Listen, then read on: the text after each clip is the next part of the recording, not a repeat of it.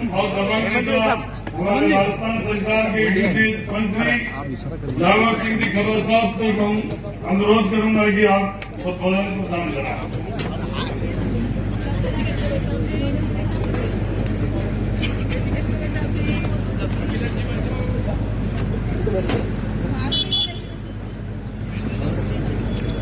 चित्तौड़गढ़ संसदीय क्षेत्र के लोकसभा चुनाव के मुख्य चुनाव कार्यालय के शुभारंभ के अवसर पर चित्तौड़गढ़ लोकसभा क्षेत्र के विभिन्न गांव-गांव ढाणी-ढाणियों से पधारे पार्टी की रीढ़ की हड्डी के रूप में काम करने वाले सभी आदरणीय सम्मान्य वरिष्ठ कार्यकर्ता बंधु, परम सम्मान्य मातृशक्ति, युवा साथियों और आपके बीच आपके यहां से 2 बार लोकसभा का प्रतिनिधित्व कर चुके, तीसरी बार पार्टी ने फिर आप पे भरोसा करके इनको लोकसभा का उम्मीदवार घोषित किया और राजस्थान प्रदेश भारतीय जनता पार्टी के सम्मान्य अध्यक्ष माननीय सीपी जोशी साहब सहित सम्मानित मंच, सभी उपस्थित वरिष्ठ कार्यकर्ता बंधुओं को मेरा प्रणाम, सभी उपस्थित आदरणीय मातृशक्ति के चरणों में मेरा वंदन, युवा साथियों को मेरा सहसने नमस्कार और सम्मानित मंच को भी मेरा सहसने नमस्कार। मैं आप लोगों से निवेदन करना चाहूंगा कि पिछले 10 वर्ष में 2014 और 2019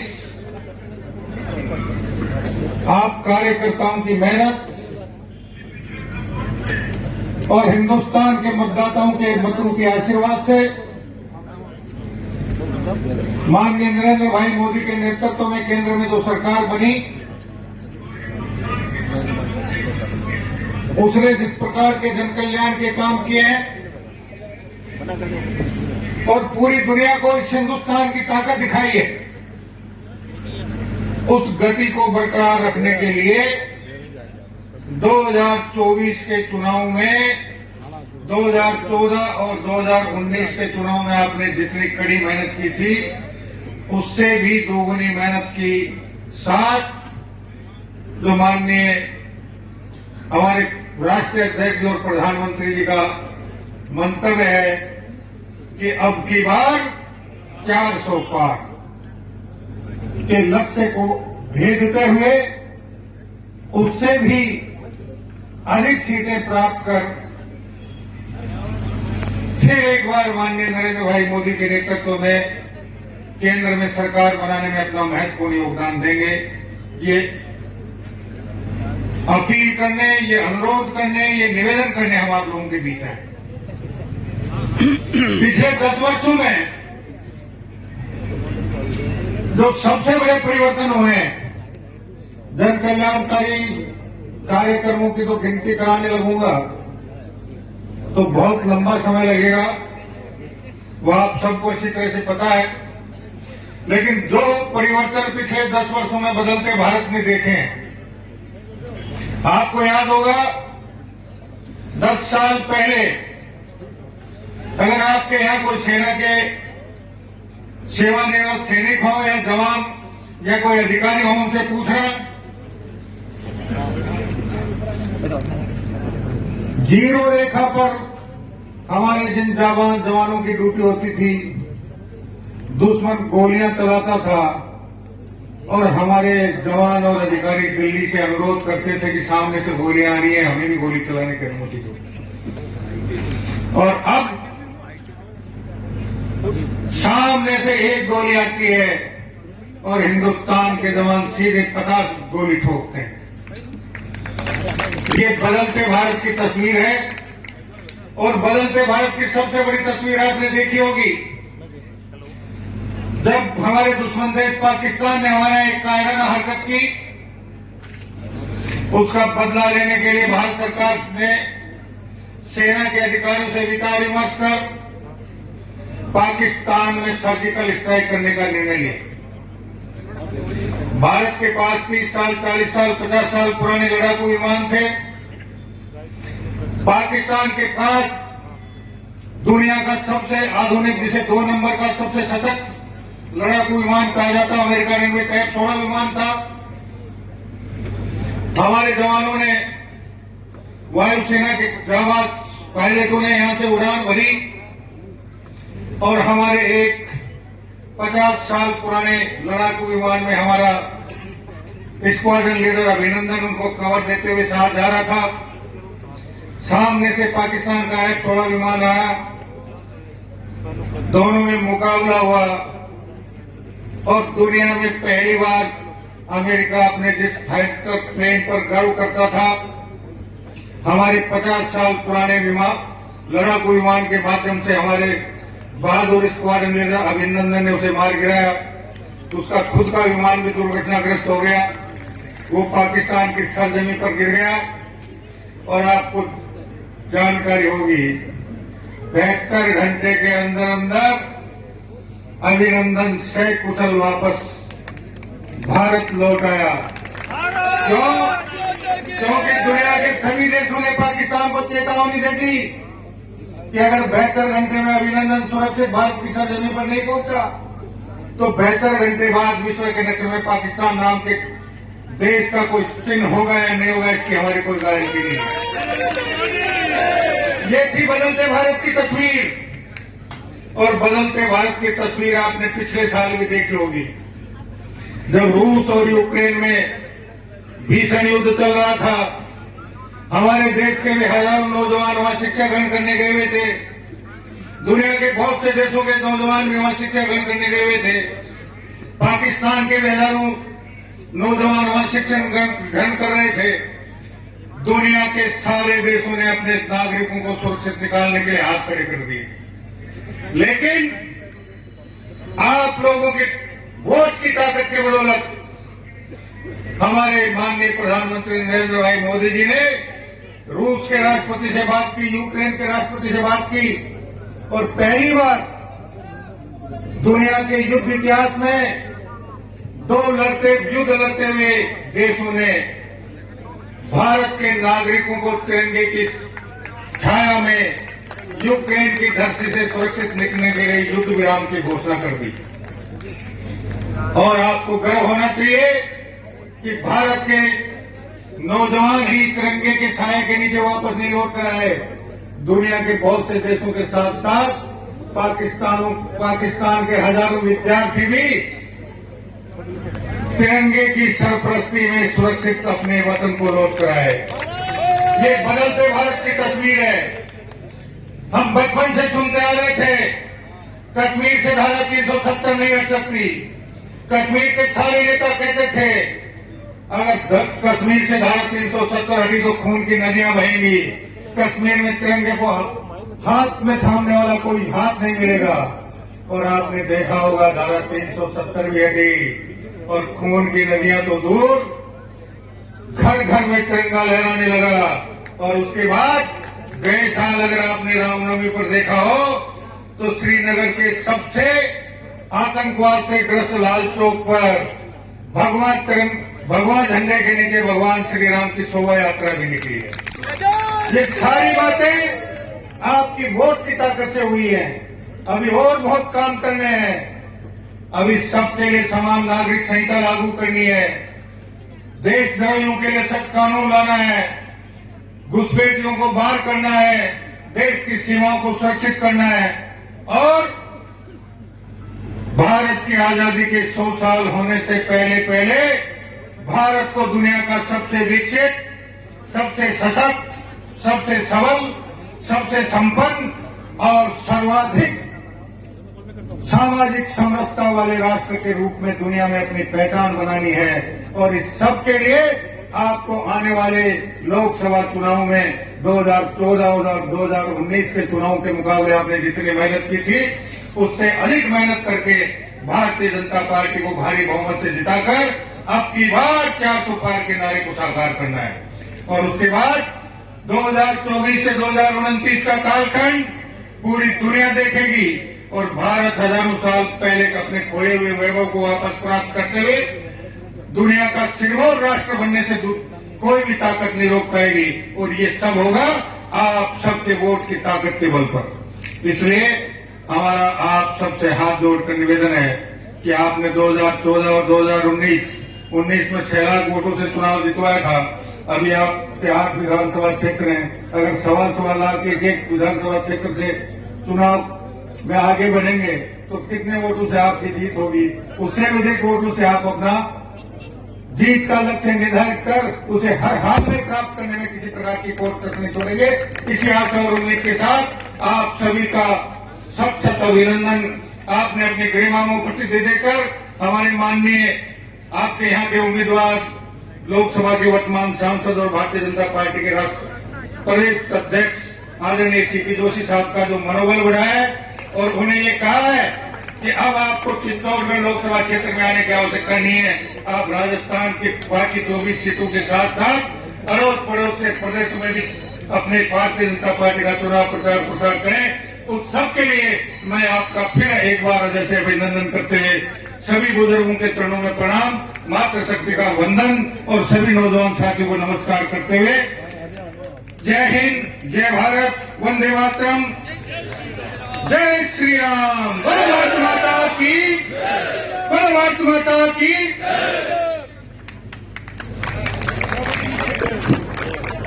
जय श्री राम। जय श्री राम।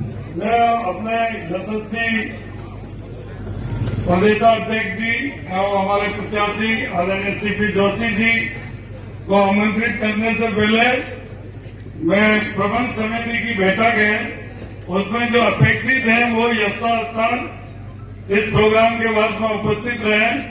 स्थान उनको पता है, अपेक्षित नहीं हो कृपया वहां नहीं बदल। मैं और हमारे पूर्व उप प्रधान उदयलाल जी डांगी को पार्टी ज्वाइन करेंगे। उससे पहले मैं आदरणीय उदयलाल जी जाट था, डांगी जी तो पहले ही हमारी पार्टी में ही है। मैं सीपी जोशी जी से आग्रह करूंगा कि हमारे प्रभारी मंत्री और झावर सिंह जी खर्रा साहब, जिलाध्यक्ष जी, हमारे श्रीधन जी, सभी मंत्रीगण, गौतम जी,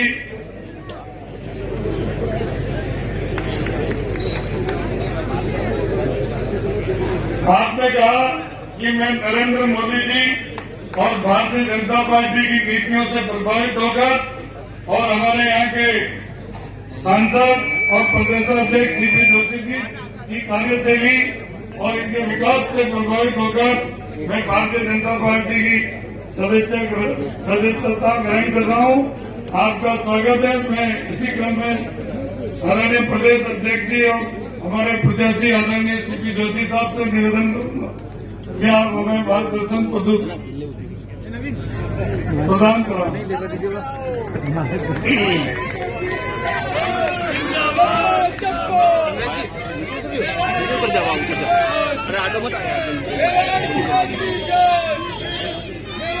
भारत माता की, भारत माता की।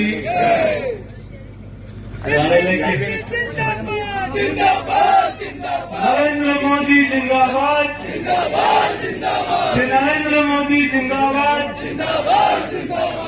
आज के इस कार्यालय के शुभारंभ के अवसर पर हमारे बीच में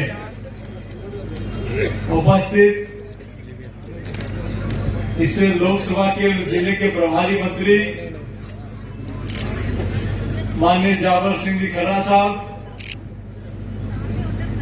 पूर्व एडीएस मंत्री और हम सबके मार्गदर्शक आदरणीय श्रीचंद जी भाई साहब,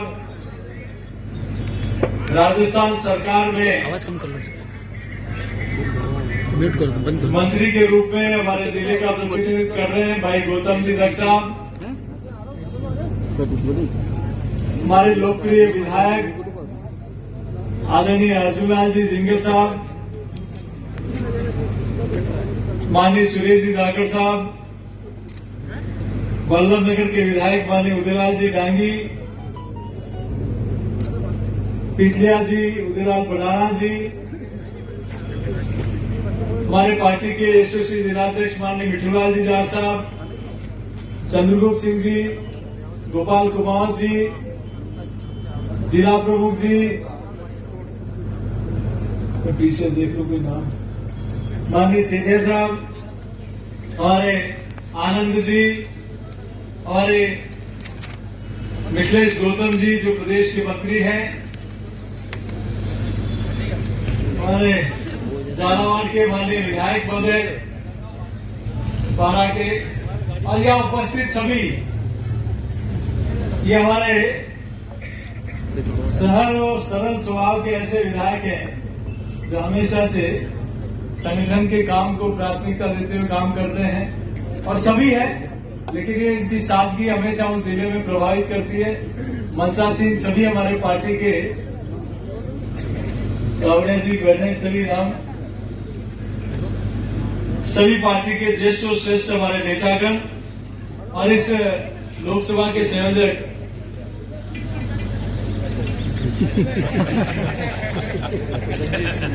रणजीत सिंह जी, और यहाँ पर से सभी देवतुल्य कार्यकर्ता बंधु, युवा साथियों, माता बहनों, पत्रकार मित्रों,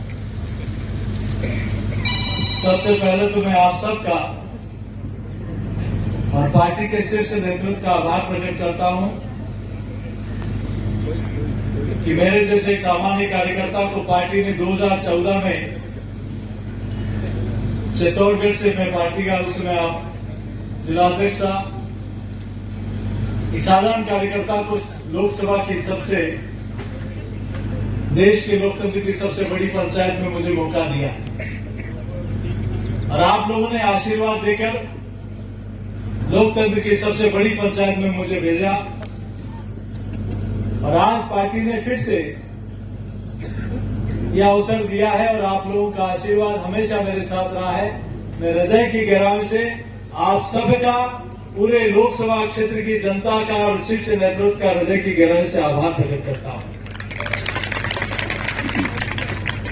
चूंकि आज मैं सुनने आया था कि सभी हमारे, मुझे आज कुछ बोलने की आवश्यकता नहीं है, क्योंकि पिछले 10 वर्षों में नरेंद्र मोदी जी के नेतृत्व में, आप लोगों के आशीर्वाद से, मैं अपने आप को सौभाग्यशाली मानता हूं कि मैंने चित्तौड़ की धरती पर जन्म लिया। यहां के लोगों का आशीर्वाद भी मिला, तो दुनिया के कुशल नेतृत्व में मुझे काम करने का भी अवसर मिला। संसद के उन पलों को, उन क्षणों का साक्षी बनने का गौरव भी मिला जब देश ने नए आयाम स्थापित किए। उन क्षणों को भी मैं उस सदन में रहने का मुझे अवसर मिल पाया। मुझे अभी 2 दिन पहले जयपुर में किसी कार्यक्रम में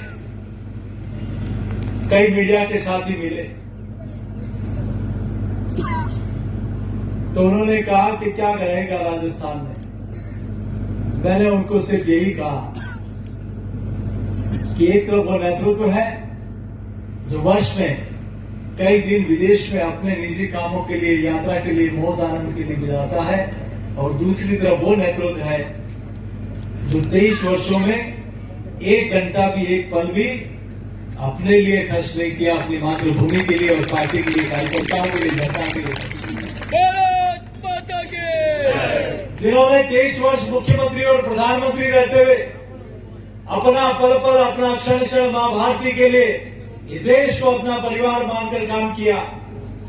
और इसीलिए लोग कहते हैं कि 10 वर्षों में जो कोई नहीं कर पाया, जो कभी कल्पना भी नहीं की थी, जो असंभव था, उसको भी संभव करके दिखाया, तो सिर्फ और सिर्फ नरेंद्र मोदी जी ने करके दिखाया।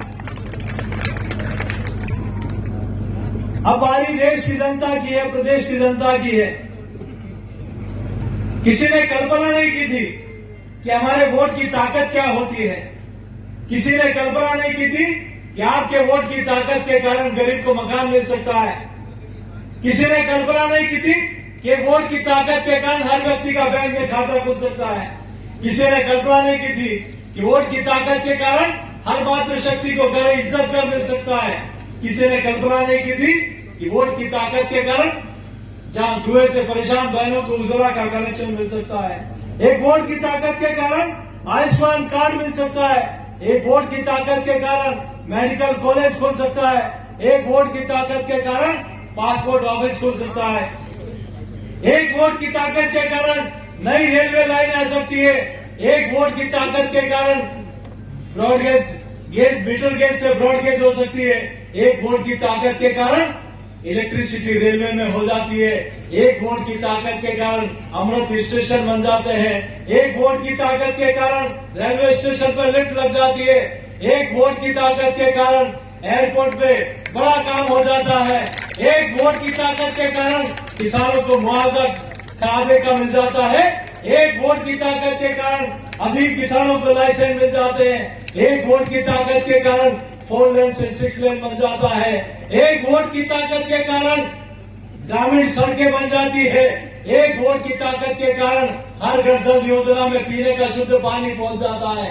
एक वोट की ताकत के कारण किले के ऊपर दूर के ऊपर गलत इतिहास लिखा हुआ मां पद्मिनी के ऊपर पत्थर हट जाता है और गौरवशाली इतिहास लिख जाता है, एक वोट की ताकत के कारण किला जगमगाने लगता है, एक वोट की ताकत के कारण रोपवे स्वीकृत हो जाता है, एक वोट की ताकत के कारण चित्तौड़ में रिंग रोड बन स्वीकृत हो जाती है, एक वोट की ताकत के कारण प्रतापगढ़ में बाईपास का काम चालू हो जाता है, एक वोट की ताकत के कारण इस क्षेत्र में खुशहाली आ जाती है, एक वोट की ताकत के कारण कश्मीर से धारा 370 उठा के फेंक दी जाती है, एक वोट की ताकत के कारण 500 वर्षों पुराना हमारा सपना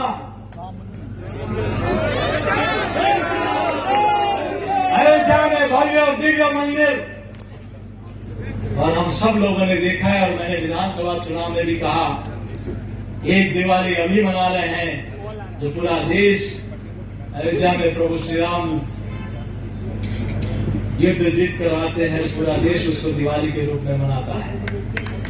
और दूसरी दिवाली हमने मनाई थी राजस्थान में डबल इंजन की सरकार बनने के बाद, और तीसरी दिवाली मनाई थी अयोध्या में दिव्य और भव्य मंदिर में राम लला के विराजमान होने के बाद। आज उदयराज चौधरी जी भी आज ज्वाइन किए हैं। अभी पिछले 6 महीनों में आप लोगों के आशीर्वाद से पार्टी ने प्रदेश अध्यक्ष का दायित्व दिया।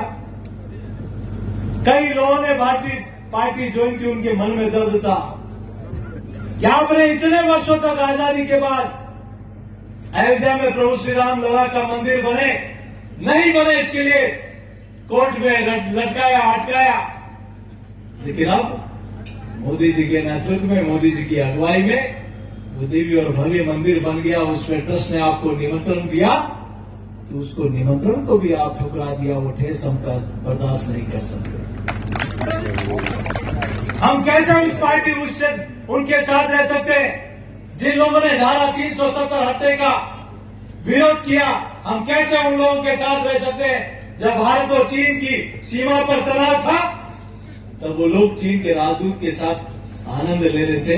हम कैसे उन लोगों के साथ रह सकते हैं जब उनकी सरकार होते समय जब पाकिस्तान की सीमा में कोई सैनिक उतर जाता था तो उसके किडनी, आंखें, नाखून नोच के यहाँ हिंदुस्तान क्षत विक्षत शव भेज दिया जाता था? हम उनके साथ हैं जिनके नेतृत्व में 72 घंटे में कैप्टन अभिनंदन हिंदुस्तान सुरक्षित लौट के आ जाता। और ये ठीक कहा। मैं भी सभी से हाथ जोड़कर आग्रह करता हूं कि नरेंद्र मोदी जी के नेतृत्व में देश से दुनिया, कोई जमाना था तब दुनिया की तरफ हम देखा करते थे, लेकिन जमाना बदला है। आज दुनिया भारत और भारत के प्रधानमंत्री की तरफ देखती है, उनका अनुसरण करती है। आज जमाना बदला है। कोई जमाना था जब हम फ्रेजाइल इकोनॉमिक में, कमजोर अर्थव्यवस्था में हिंदुस्तान आता था। अब जमाना बदला है तो दुनिया की 5वीं सबसे बड़ी अर्थव्यवस्था हिंदुस्तान बना है। और मोदी जी के तीसरे कालखंड में भारत दुनिया की तीसरी अर्थव्यवस्था बनेगा, ये मोदी जी की गारंटी है। इसलिए मेरा आप सबके चरणों में इतनी प्रार्थना है। मैं 3 बातें आपसे मांगता हूं कि लोकसभा चुनाव तक जब तक मतदान नहीं करें, लाभार्थी संपर्क अभियान चल रहा है, हर घर तक हर व्यक्ति के पास हम लोग पहुंचने का काम। 6 तारीख को नारी शक्ति का एक बड़ा कार्यक्रम हर ग्राम पंचायत में है। कोई जिला ऐसा नहीं होगा जिसमें सेल्फ हेल्प ग्रुप की 1 लाख माताएं बहनें नहीं होगी और उन माताओं बहनों को 1 करोड़ माताओं बहनों को लखपति दीदी बना दिया। और मोदी जी ने कहा कि आने वाले 5 वर्षों में 2 करोड़ और माताओं को लखपति दीदी बनाने का काम करेंगे। नमो ड्रोन दीदी बन रही है वो। ड्रोन चलाकर किस प्रकार से कृषि में माताएं बहनें किस प्रकार आगे बढ़ सकती है। मैं आपके बीच में ज्यादा लंबी चौड़ी बात नहीं करती, क्योंकि मैं जब निकला तो सुबह 7 रात को 3 बजे तो घर पहुंचा, सुबह 7 बजे निकला, लेकिन बीच में रुकते रुकते देरी हो। मैं आप सबके बीच में क्षमा चाहता हूं, लेकिन मैं आपके सबके चरणों में इतना ही कहूंगा, सीपी जोशी आपके बीच का एक कार्यकर्ता है, आपका भाई है, आपका बेटा है। ठीक कहा कि आदरणीय श्री चंद्र जी वैशाली जिनके नेतृत्व में हम लोगों ने काम करना सीखा, और आज इस सफलता का श्रेय कहा, जब परिवार के साथ काम करते हैं तो उसके संस्कारों का लाभ भी मिलता है। और वही कारण है कि पार्टी ने जो जिम्मेदारी थी, लगभग 1 वर्ष होने आया, मुझे नहीं लगता 1 वर्ष में मैं 25 दिन 20 दिन भी अपने घर पहुंच पाया हूंगा, इस क्षेत्र में आ पाया हूं। लेकिन आपने कहा, जिस दिन मुझे जिम्मेदारी मिली थी, आप लोगों ने कहा कि तुम्हें यहां आने की जरूरत नहीं है। पार्टी ने जो शीर्ष नेतृत्व ने जो जिम्मेदारी दी है, उस काम को बखूबी निभाना, और हमने चाहे दिन हो या रात इस राजस्थान में कमल खिलाने के लिए आप सब लोगों के आशीर्वाद से इस काम को पूरा करने का काम किया। और डबल इंजन की सरकार बनने के बाद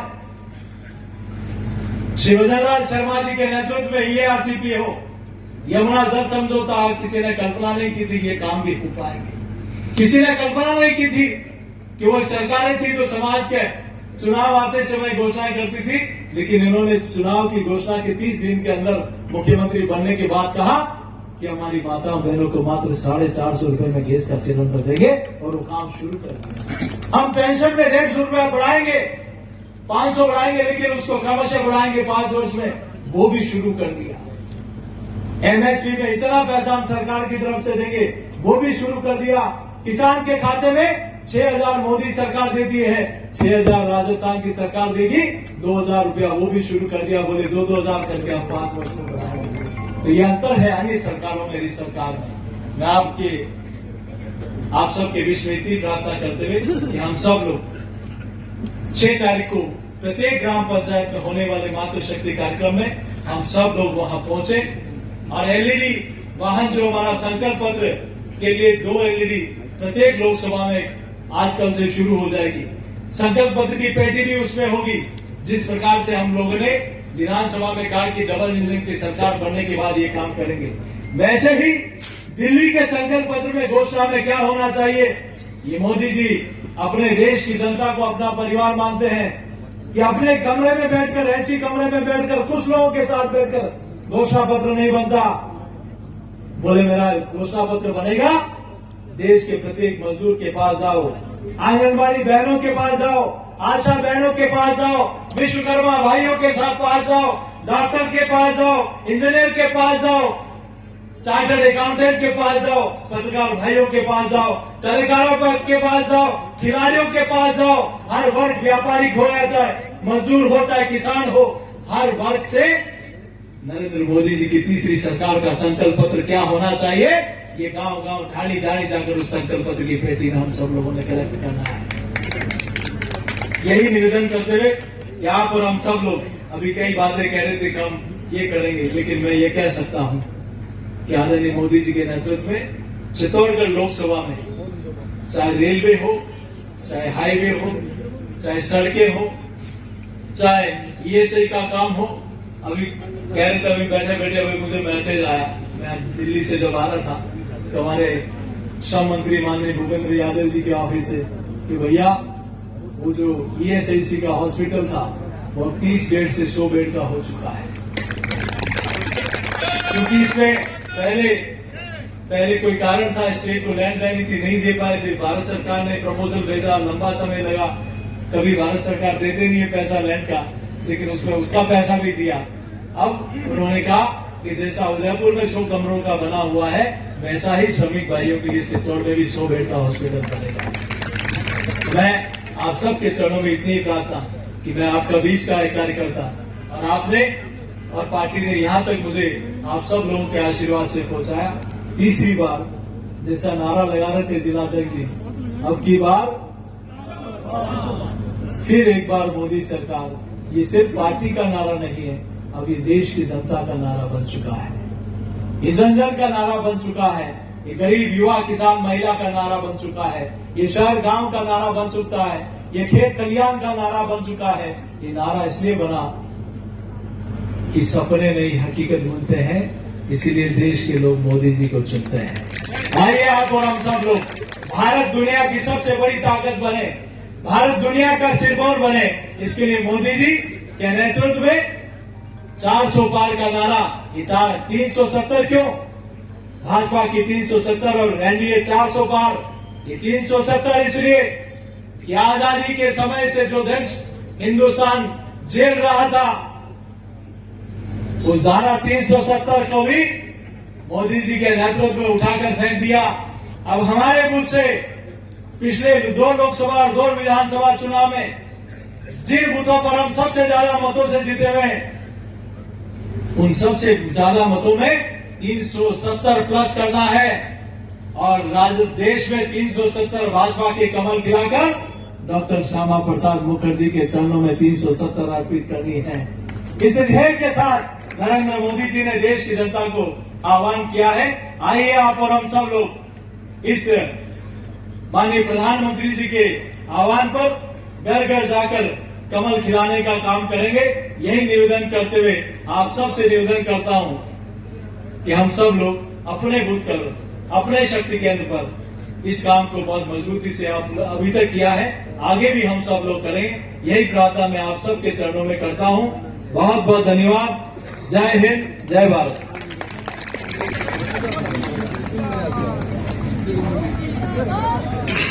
मैं सूचना